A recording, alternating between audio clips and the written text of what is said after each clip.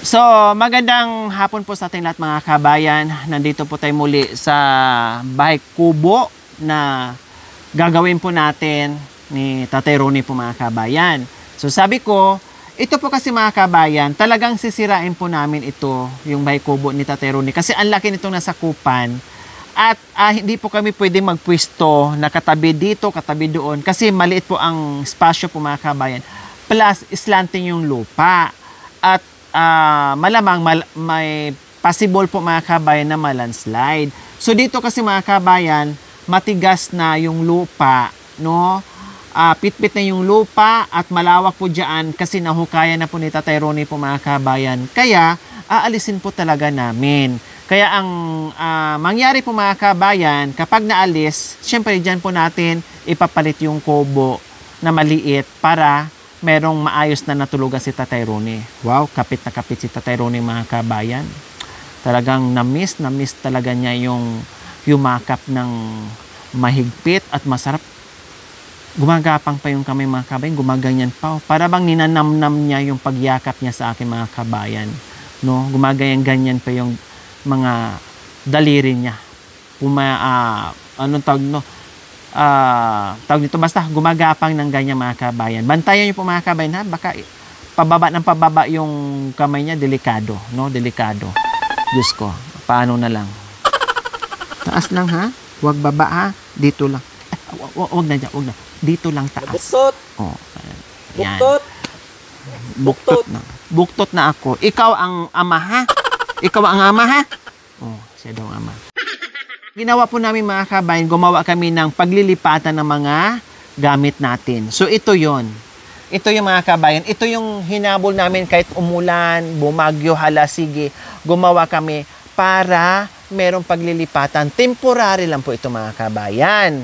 Paglilipatan lang sana. Simple lang po talaga ang gagawin namin dito sana mga kabayan. Yero dyan kasi hindi pa naman magagamit. So lagyan muna natin ng yero. Tapos tolda yung nakapaikot para kahit papaano pag malakas man ang hangin, pag malakas ang ulan, hindi mabasa si Tatay Ronnie sa loob.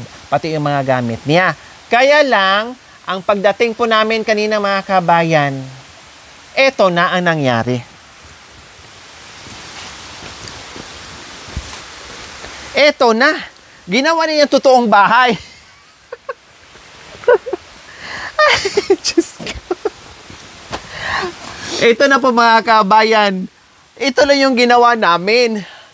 Pagdating namin dito, ganito na. Parang bahay na. Ano nangyari? Bakit nilagyan niyo po ganyan-ganyan? Ulam? Ulan? Dito. Ulam?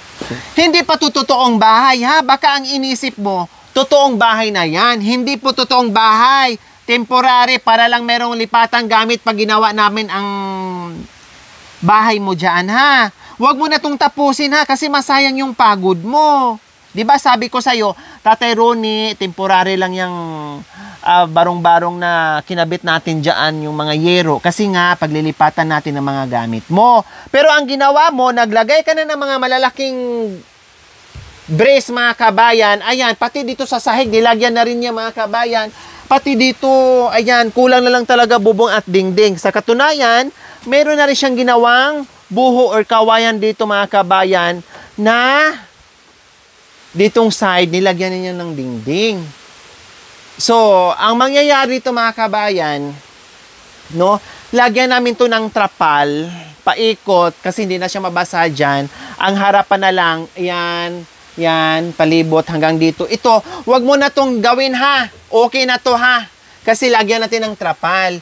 Kasi nga, temporary lang to. Gagawan namin kayo ng bahay dyan na maayos. Ikabit natin yung yero ha. Dito napagod tayo gawa ka. ng mali mo, masanting. Opo, pag wala ng ulan, tanggalin ay pag natapos na ako doon sa Pangasinan, pupunta ako kaagad dito, babalikan kita para sa'yo naman ang gagawin ha. Diyan tayo maglalagay kasi matigas na ang lupa dyan. Kasi kung lilipat tayo ng ibang pwesto, baka malandslide, masayang yung materialis natin kasi wala na. Yan lang po talaga ang portion na medyo matigas ang lupa at medyo patag na kasi syempre nalagyan nyo na ng bahay dyan. Patagin na lang natin yung kunti yung mga lubak-lubak dyan ha. Huwag mo na itong tapusin ha. Huwag mo to gawin.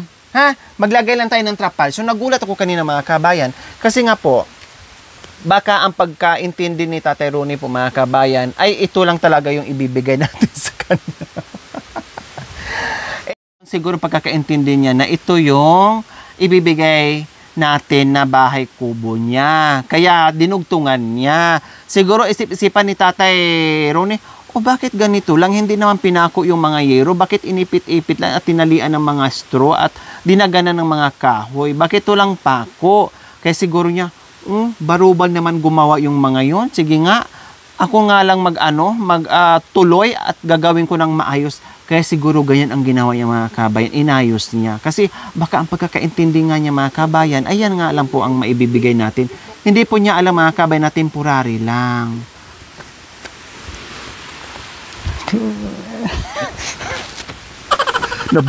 Nabutas na!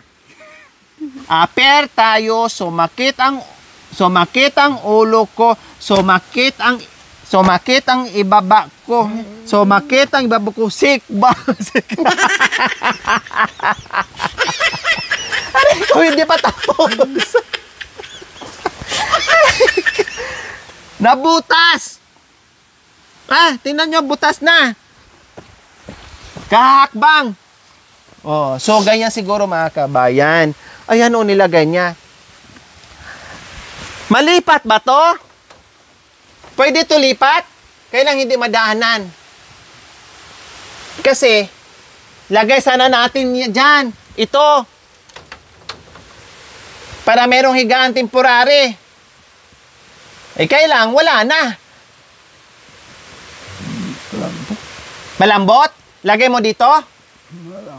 Malambot, hindi pwede higaan. Lulubog daw mga kabayan kasi malambot.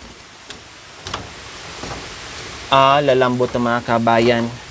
So, anong gagawin natin dito? Para mahigaan, anong lagay natin? Kawayan. Kawayan. Saan ka kukuha? Sa itaas? Kasi mga kabayan, nadubli ngayon ang gawa. Kasi nga, lalagyan pa niya to ng kawayan. Ito na lang lagyan. Tanggalin natin. Lagay dyan. Makikip. Di, ikaw lang naman. Ito. Ito. Yan. Matigas. Lagay dito.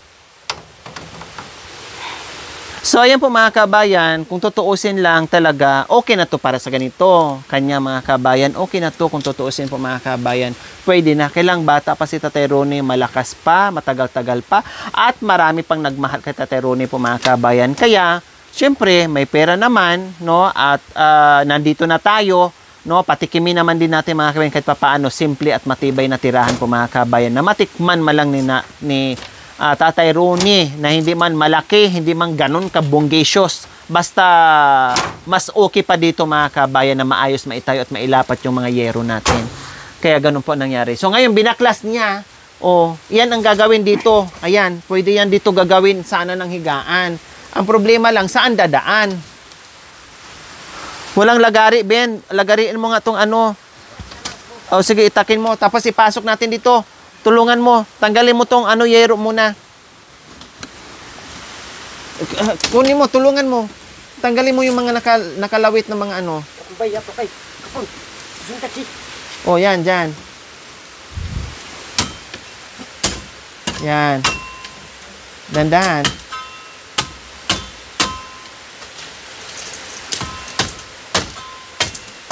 Nandun sa taas. Sa taas.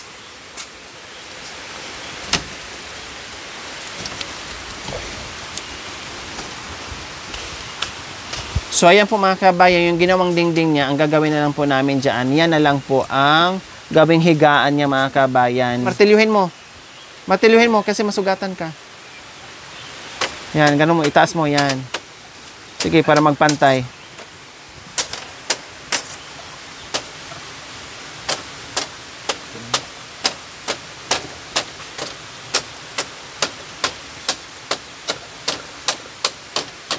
Baklasin mo tong isa,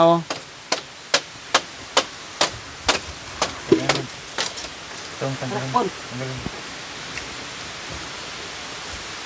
Para ang palibot mga kabayan, trapal muna or tulda para kahit papaano po ay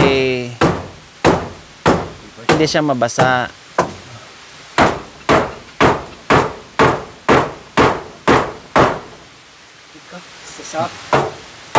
Talagang tinibayan ni Tatay Ronnie yung paggawa, oh. Kasi may mga pako na kasi dito mga kabayan na iniwan ko. Kaya syempre, ginamit niya. Pero sabi ko, wag niyang pakialaman nga kasi nga kami ang gagawa. Kaya okay lang. Hindi niya naintindihan masyado yung paliwanag natin. Ganun talaga. Kaya tayo mag-adjust. No problem. No, at least, makitaan mo talaga siya. No, na marunong. Itabi mo yung pako, Ben. Baka mamaya maapakan nyo rin. Ayan, oh, mga bagong pako yung ginamit ng mga kabayan. Talagang matibay, oh. Oh, parang ayaw nang mabunot.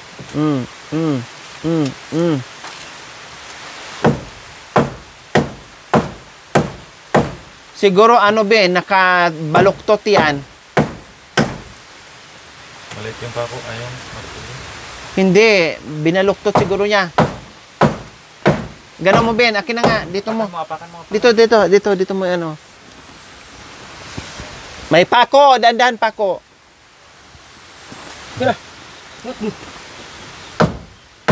Dito. Akin na. Teka. Usog ka, kuya. Busog.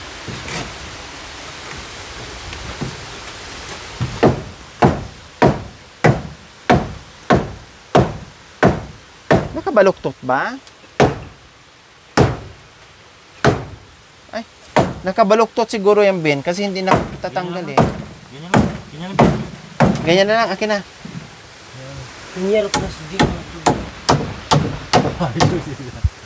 Ha? Yung yero, ano muna. Sa taas po. Oo.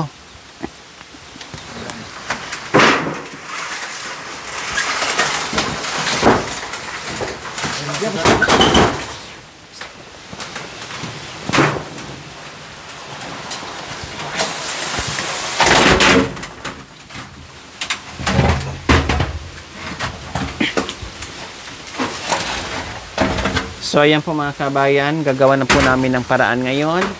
Para pagbalik natin dito, diretso nagiba, diretso lipat sa mga gamit, and then tuloy-tuloy na po yung trabaho natin. Kasi alam nyo naman po mga kabayan, naghahabulan tayo ngayon.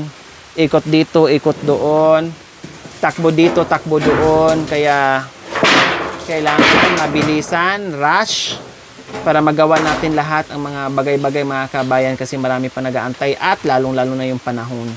Yan ang ano natin ngayon mga kabayan.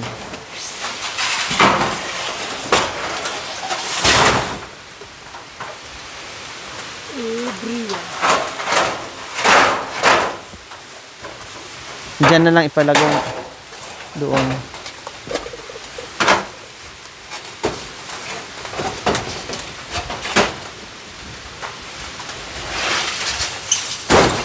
Ayan. Pasok nyo. Pag ganon. Tag-imrap kasi. Landahan lang. So ayan, yung dingding niya mga kabay na ginawa. So yan na lang magiging tulugan niya for a while. Temporary nga po mga kabayan. Habang gagawin natin yung kubo niya. So dyan na lang siya matutulog muna. Ayan. Kasi nilagyan na niya ng ano eh. Usog doon, Ben.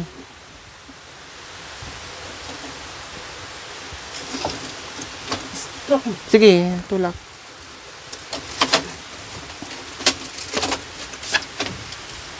Sige, dulo talaga. O, ganun. Ganun. Ayan, okay na. So, ayan. O, pwede na siyang matulog dyan.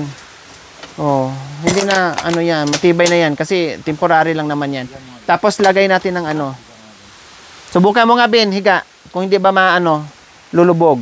Oh, ayan, pwede na yan. Oh. Pwede na yan, temporary. Oh, di ba? Ihiga nga si tatay diyan sa lupa, yung pakaya na maayos na. Okay, sige. Tapos lagay natin yung trapal. Unahin natin yung luma. Iikot natin. Ay, yung luma, yung isa. Dala ka ng straw. Yan. O, baliin mo na. O.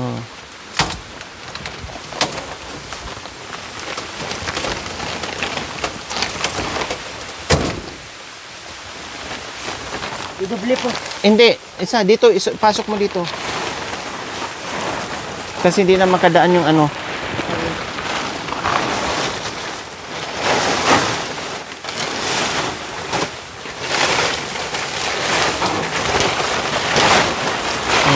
Ganyan.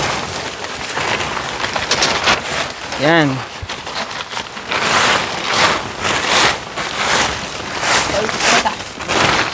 Hindi, dito lang muna. Ito lang muna para maikot mo. Ito lang muna. Doon, doon mo doon. Oo nga. Mahaba to. Ano mo na natin kung hanggang saan yung ikot. Dito ka sa loob. Dito mo na, Bin. Ito mo na, ilapat mo muna to dito. Pagkatalian mo. Ito, tali mo, butas-butas, lahat ng butas. Oo. Yan. Ito ba na straw?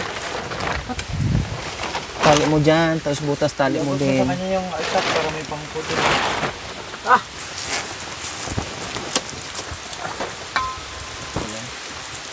Ha?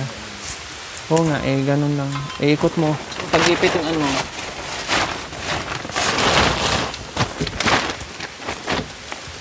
Yan. Itaas mo yung ano. Yan. Higpit mo.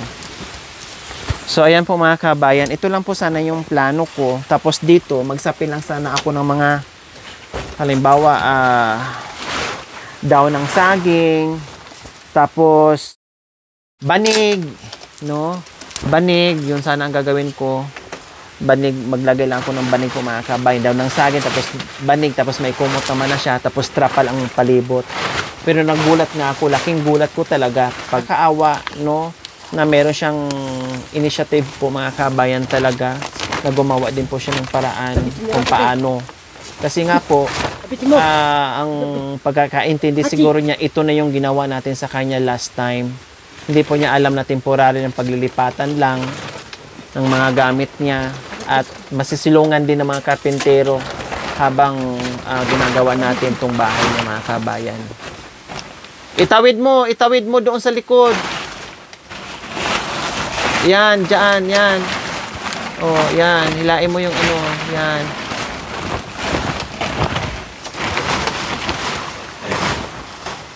Yan. Sit! Sit! Abot ko mo. Yung dulo. Yan.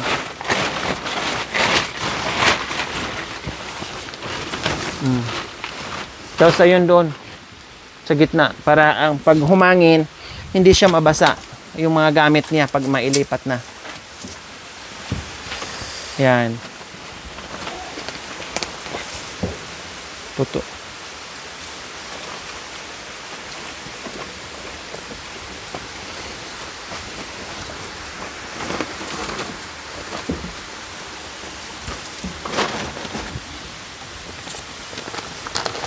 Sa gitna na ako man.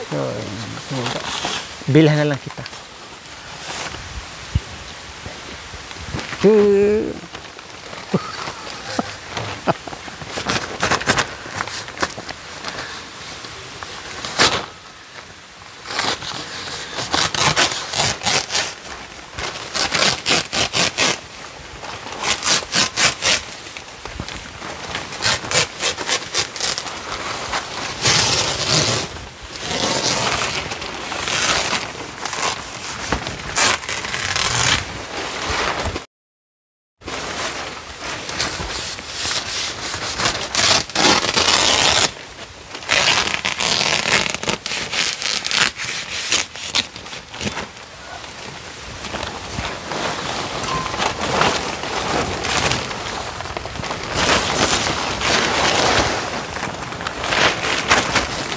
Para hindi siya mabasa, no? Kasi ang ulan, alam naman natin, isa din dito. Oh. Yan. Tapos yan, dyan, palibot. Kasi alam mo naman, tag-ulan na ngayon.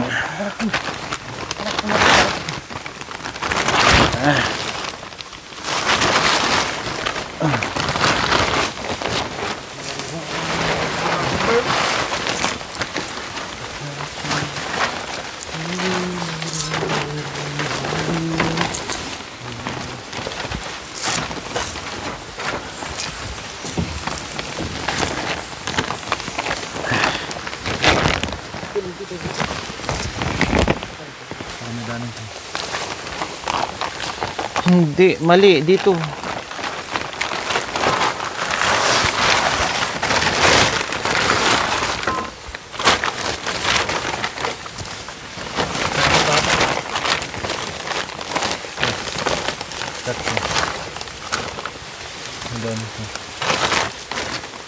Ganun siya. Idugtong yan dito.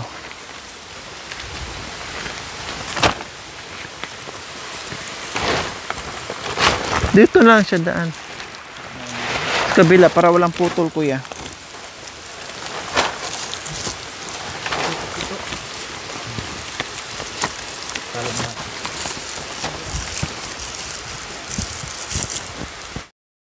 So ayan mga kabayan, katatapos na naman natin maglagay ng tolda. Oh, humirit at ito na naman po ang ulan ngayon. Umulan. So hindi ka na basa dito. Hindi ka na malamig dito. Ayos! Hindi to totoong bahay mo, ha? Doon ang totoong bahay, gagawa tayo na maganda, ha? Okay?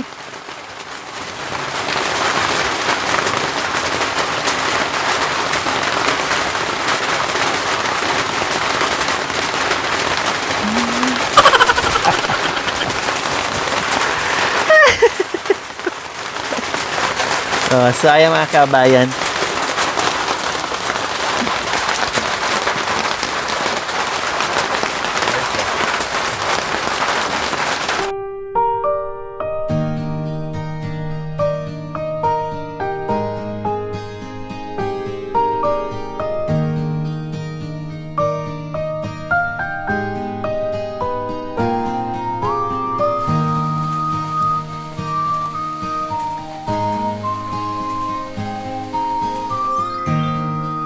Thank you for watching.